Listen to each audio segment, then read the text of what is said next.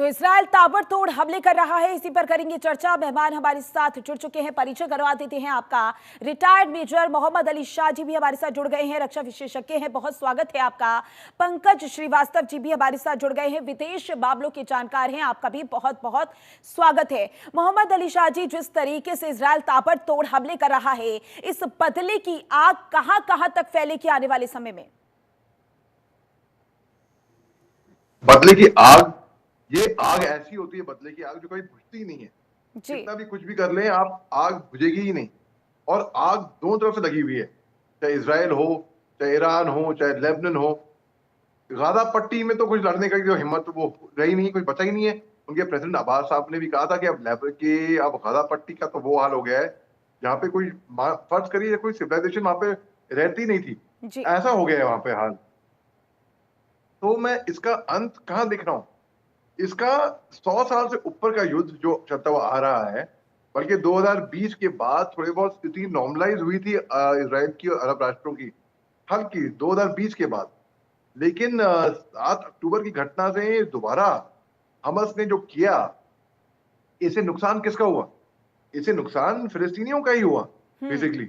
हम्म। क्योंकि अगर इजराइल ने जो हमले करे वो बेरहमी से हमले करे हैं। हम्म। 41,000 सिविलियंस से 41 से ज्यादा 41,000 से ज्यादा सिविलियंस गाजा पट्टी में, बिल बिलाते हुए बच्चे, छोटे बच्चे, हम्म। महिलाएं, खवातीन, बच्चे, बुजुर्ग, सिविलियंस, निहत्ते, मजलूम, उनका खात्मा हुआ है।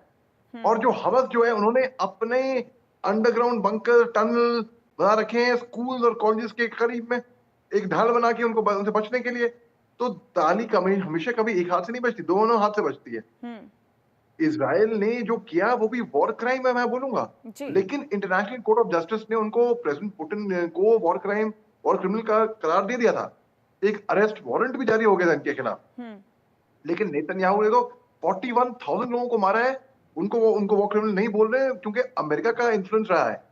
लेकिन at the end of the humanity, इंसानियत कहां पे जा रही है? हम्म। ये भूल जाइए कि यहूदी हैं या अरब हैं। ये हम्म। सोचिए कि इंसान है, इंसान मर रहे हैं। हम्म। 7 अक्टूबर को जो हमास ने किया, बहुत गलत किया, सरासर गलत किया। और हम्म। हमास को वो बंधक तोड़ देने चाहिए, रिहा कर देने चाहिए जल्द से जल्द। क्योंकि अगर आप सोचिए, हिसाब लगाइए, जितने बंधक नहीं लिए होंगे उससे कई ज्यादा, तो हजारों की तादाद में तो लोग मर गए हैं वहां पे। जी। और शुरुआत चिंगारी हुई बेसिकली हमास को वहां से बंधक लेने की। तो मैं इसको ऐसे देख रहा हूं कि ये जंग कहां पे जा रही है।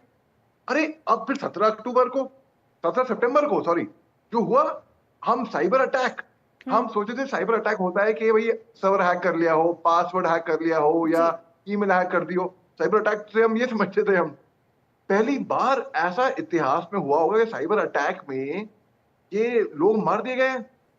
क्योंकि क्या हुआ, हिजबुल्ला जो है, हिजबुल्ला ये बात समझ गया था, अगर मोबाइल इस्तेमाल करेंगे तो हमारी पोजीशन ट्रैक हो जाएगी। तो हम्म। पहले आपको याद है 90s में पेजर आया करते थे, केवल आप उसके पेज करके मैसेज छोड़ सकते हो। जी। तो उन्होंने कहा हम पेजर का इस्तेमाल क्यों नहीं करते? हम्म। तो हमस ने, हिजबुल्ला ने पेजर का इस्तेमाल करना शुरू कर दिया। हम्म। इसराइल बहुत तेज है, हम्म। इसराइल को इसकी भनक लगी। हम्म। उन्होंने फिर इनके पेजर हैक करके उन्हें इसमें चिप डाला। और यानी कि आज की तारीख में अपने टीवी स्क्रीन पे, लैपटॉप पे, मोबाइल पे, कोई हम्म। भी कहीं पे भी महफूज नहीं है। हम्म। जरूरी नहीं है कि आपको वॉर जोन में ही जाना है कि हम्म। जान जोखिम में डालने के लिए। हम्म। आज की तारीख में मैं भी महफूज नहीं हूं। हम्म। कहीं पे भी हम जहां बैठे हैं, हम कोई भी कहीं पे भी महफूज नहीं है। तो जी। ये एक भ्रम तो टूट गया। अब क्या हुआ, ईरान ने फिर इसराइल पे जब हमला किया, जब हम्म। जब इसराइल ने हिजबुल्ला के चीफ को मारा, हम्म। तो इसराइल ने बोला इसको, इसका जवाब जरूर मिलेगा, 100% मिलेगा।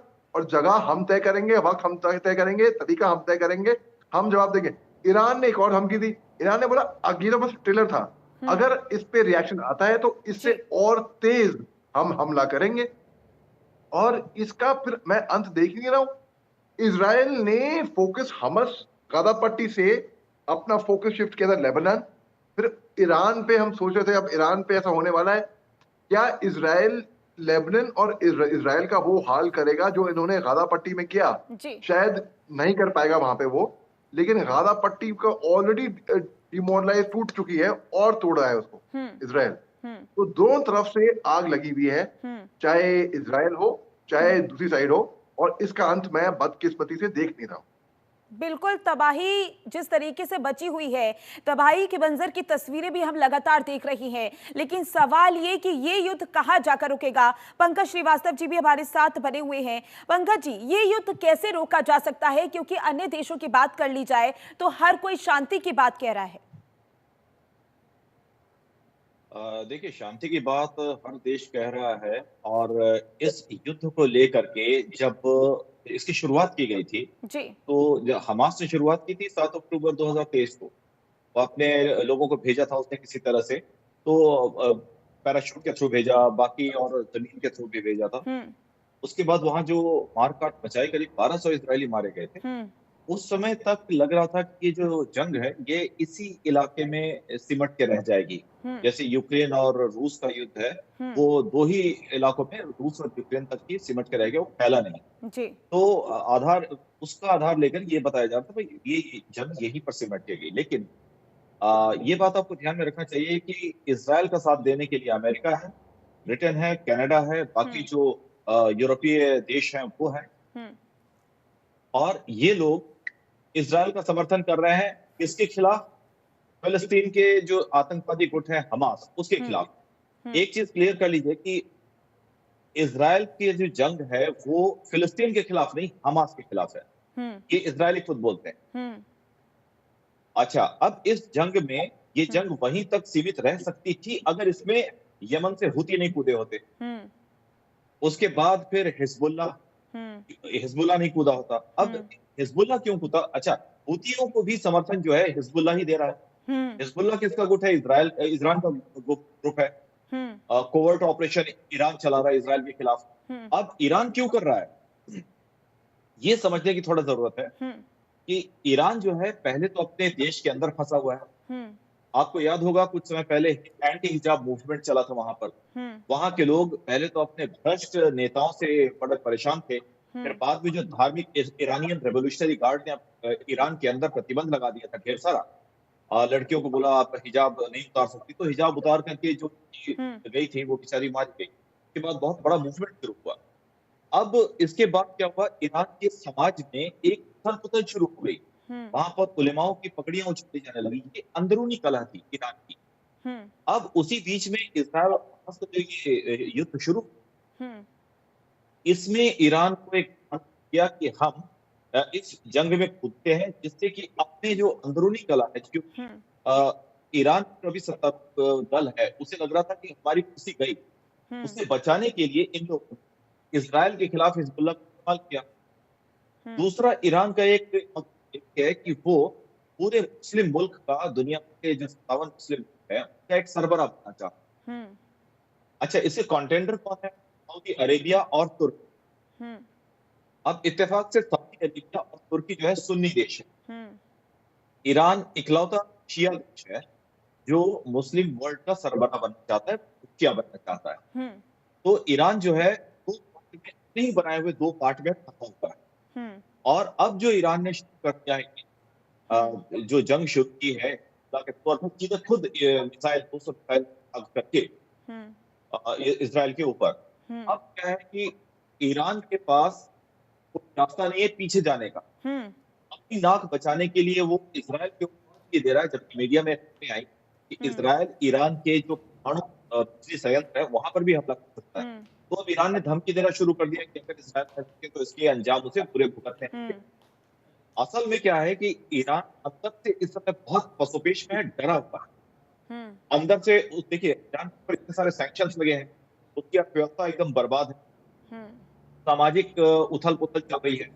अ, उसको लेकर के राजनीतिक उथल पुथल के अंदर चल रही है। और अभी जो चुनाव हुए थे, उन्होंने हम्म। पेजेश्कियान को चुना, ईरान की जनता ने। हम्म। और पेजेश्कियान को चुन करके ये दिखा दिया कि हम ये जो बुर्काधारी, पगड़ीधारी जो कट्टरपंथी लोग हैं, हम्म। इनके साथ नहीं है। हम उस आदमी के साथ हैं जो पूरी दुनिया के साथ मिलकर हमें और हमारी पूरी कौम को आगे बढ़ाना चाहता है। जी। और इसराइल के ऊपर जो हमला हुआ था, उसके बाद इसराइल ने हमला करने से पहले हम्म। नेतन्याहू ने एक बयान दिया था जिसमें उसने बोला था हम्म। कि हम यहूदी और पर्शियन, पारसी लोग मिल हम्म। करके शांतिपूर्वक तरीके से रह सके और हम हम्म। आगे बढ़ेंगे, आपस हम्म। में तिजारत करेंगे, शांति के साथ रहेंगे। लेकिन आपको जरूरत है, आपकी जो ये तानाशाह हुक्मरान है, जी। इनसे आपको खुद को आजाद कराने की जरूरत है। हम आपके खिलाफ नहीं, हम ईरान के खिलाफ कार्रवाई करेंगे, इसका मतलब बिल्कुल हम आपके पंकज खिलाफ जी, नहीं, क्योंकि जिस हम तरीके से आपके हम अब शासकों के खिलाफ तस्वीरें लड़ेंगे। देख रहे हैं उससे साफ जाहिर हो रहा है कि इजराइल साफ साफ संदेश देता हुआ नजर आ रहा है कि जो जो देश हो या फिर कोई संगठन हो या आतंकी संगठन हो, इजराइल पर हमला किया जाएगा तो वो उसे छोड़ने वाला नहीं है। और ये तस्वीरों के माध्यम से हम लगातार देखते हुए भी आ रहे हैं। मोहम्मद अली शाह जी, मेरा आपसे सवाल ये है कि ये युद्ध तो चल रहा है, इजराइल की तरफ से ताबड़तोड़ हमले हो रहे हैं, लेकिन इजराइल को कितनी क्षति?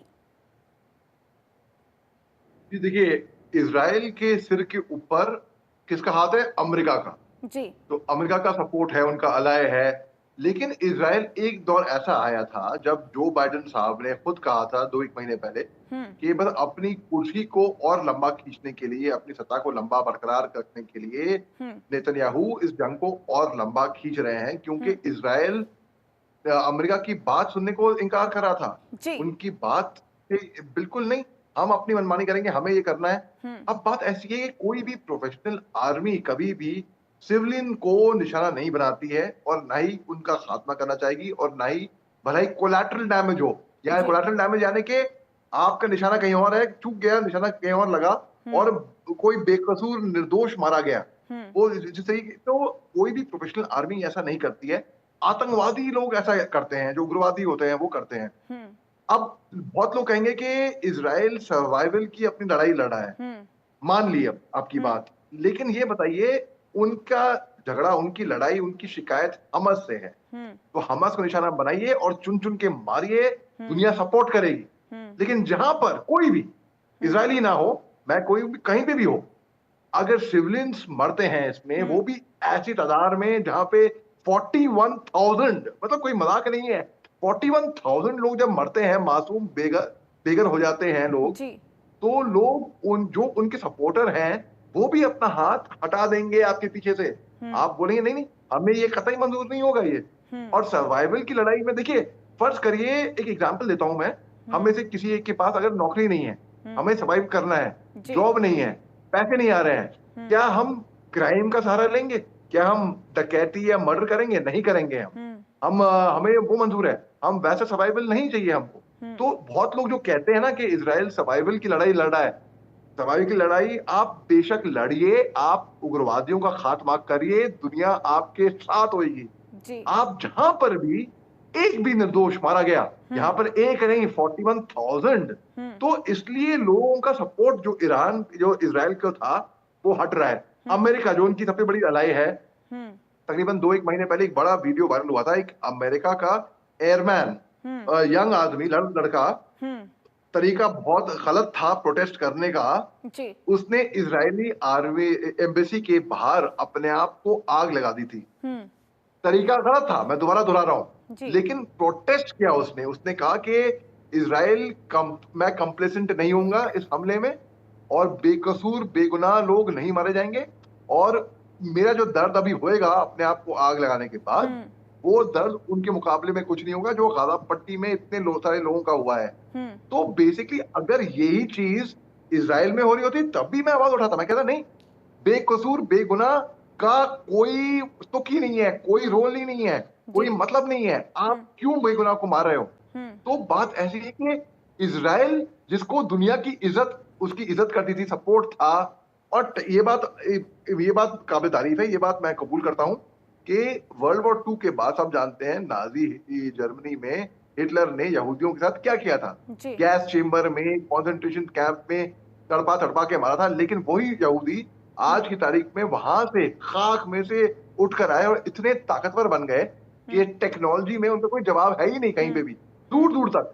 और अगर वो इतनी बड़े राष्ट्र, इतनी बड़ी, छोटा सा मुल्क, छोटी सी तादाद पे इतनी बड़ी ताकत बन सकता है दुनिया में, क्यों और किसी मुल्क को कोई रोक नहीं सकता? उनमें क्या खास बात थी? क्या उनमें उन्हें मेहनत बहुत करी? मेहनत तो सब करते हैं। क्या उनका दिमाग तेज चला? सबका तेज चलता है। उनमें एक खास बात थी, वो थी उनमें एकता थी, यहूदियों में।